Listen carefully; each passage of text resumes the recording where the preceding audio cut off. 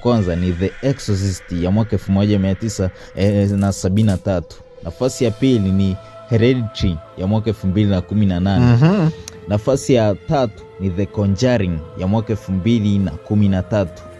Nafasi ya 4 ni Insidious ya mwaka 2010.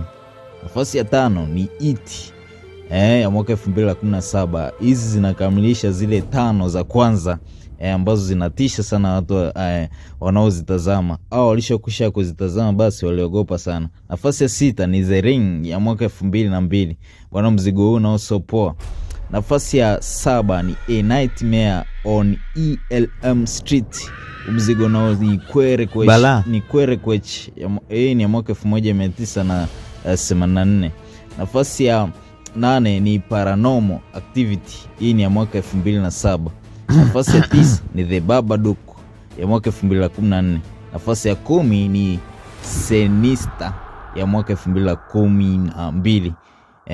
Mzigo huu basi ndo na kamilisha zile 10 ambazo zinatisha sana. Basi kama unafahamu nyingine ambayo inatisha, unaweza kuniandikia maoni yako hapo. Ni ipi ambayo unaona kwako ni inatisha zaidi ya hizi?